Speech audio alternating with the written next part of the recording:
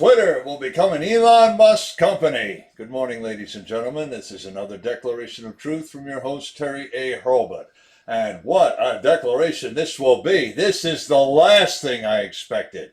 In this video, we're going to confirm Elon Musk really did buy Twitter. He finalized the deal yesterday, and the board voted unanimously to approve it. We're going to look at the reaction from Jack Dorsey, Parag Agrawal, some of Twitter's staff. I'll have to bowdlerize that reaction. And also such stakeholders as Laura Loomer and Andrew Torba. Some of that reaction you might not expect. First, I want to shout out to the sponsor of this channel, which is Conservative News and Views. Link in the description. Be sure to check out the awesome CNAV Store. Scroll down to the bottom for that link. Lots of good merchandise there, including this t-shirt, the Trumpinator, saying, can you read it? I'll be back. And I want to remind you, I am a published author. Look for 2 new books, Matthew's Run and Matthew's War, available right now at Amazon and Barnes & Noble, to name 2. They tell the story of what our country and our world might look like after 380-odd years of wokeness, and about a cyborg with a conscience who also just doesn't like to be used, leading a rebellion against it. And soon you'll be able to buy those books right in our store. All right, ladies and gentlemen, the war is over. Now comes the after-action report. The terms of the deal are simple. Elon Musk has secured $44 billion US in financing and will pay each Twitter shareholder $54.20 US per share, which is exactly what he said he'd pay before. This brings to an end a war that saw a state governor, Ron DeSantis of Florida, threatening to intervene. Most state governments have pension plans for government employees. Florida is no exception. Hence, Florida had invested a lot in Twitter and would not care to see the board compromise that investment with a poison pill. Nor did the board have a stronger case, seeing that they owned 77 shares among them, except for Jack Dorsey's share. Jack Dorsey, who founded the company, was about to leave the board. Reaction by staff and some users has been swift and very overwrought, to say the least. Paywall articles are available at the Washington Post and the New York Times. But CNAV has an earlier article, to which I link in the description, that details some of that reaction. Talman Joseph Smith, economics reporter at the New York Times, shared some of it yesterday. Absolutely insane, he quotes someone as saying. Now, I'm going to read one reaction, but I will bowdlerize. Quote, I feel like I'm going to throw up. I really don't want to work for a company that is owned by Elon Musk. I don't really know what I'm supposed to do. Oh my God, my phone's been blowing up. We have a meeting about it at 5 p.m. The CEO is going to address everybody about it. It being Elon.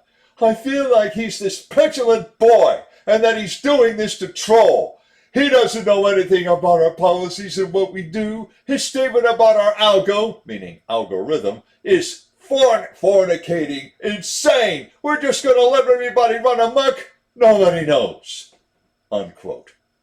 I feel like I'm going to throw up. I feel like he's this petulant little boy and that he's doing this to troll. Boo, fornicating who? You're the real troll, because this is what trolls do. Throw off on the other guy. And hey, it's because we don't know about your decisions and how you made them that we have to take this step. If you usurp the public square and throw people off it selectively, you are a state actor. So don't come crying to me when your jig is up. And as for running amok, that judgment is not yours to make.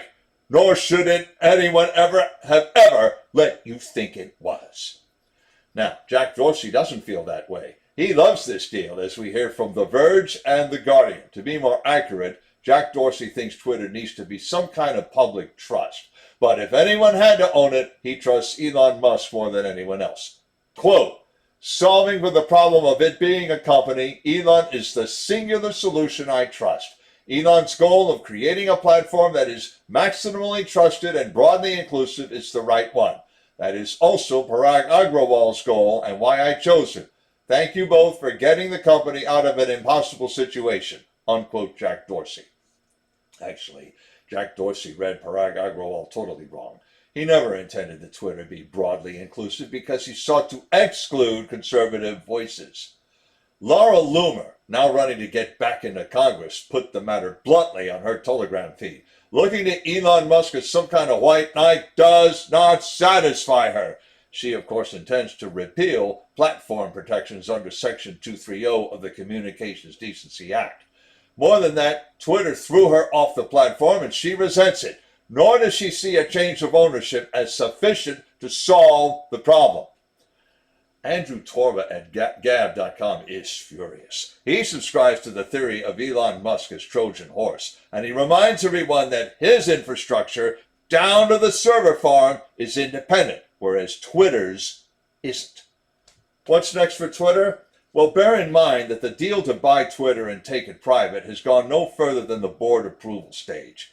Buying out all the outstanding shares could take months. Of course, in approving the deal, the board killed the poison pill.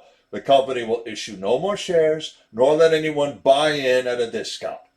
The three top 12 other than Elon investors most likely to balk, if they can, are Vanguard, BlackRock, and House of Saud. The first two are known deep state players, and a certain Saudi prince has made his displeasure known. But they turn out to be the only ideological players among the big shareholders. Everyone else must have just wanted to take the money and run. That included Morgan Stanley, who helped Elon raise his cash. Donald Trump will not rejoin Twitter. He is building his own platform, and he's probably one of those "this platform isn't big enough for both of us" kinds of guys. Laura Loomer will continue her campaign for Congress without using Twitter as a platform. At last check, Twitter still has in place its usual rubber law pabulum about community standards. One can read that, for instance, in their guidelines for obtaining verification, the blue checkmark. Gab, for instance, has a much simpler verification method. Drop a tweet on Twitter, let them know about it, and they'll consider it. User verification and content moderation are two of the issues Elon Musk pledged to address. Now, here's a disclaimer from Conservative News and Views. As a matter of policy, CNAV hid the Twitter sharing button. We made a judgment that Twitter would likely disallow our content anyway. So before we unhide the button, we're going to wait and see what Elon Musk does. Will he fire Parag Agrawal and all those admin bullies under his command? Will he make the algorithm open source, as he also promised, and make shadow bans contrary to policy? If he does, Twitter will be worth coming back to. If not, not. That's his call. Links to the description of the article, to the earlier Straight News article about Elon Musk buying Twitter and the reaction to it, and to Conservative News and Views. I have another link to the awesome online store, as I mentioned. And if you like what you've heard, you can like this video and subscribe to this channel. This is Terry A. Hurlbut delivering another declaration of truth and reminding you to let the truth set you free.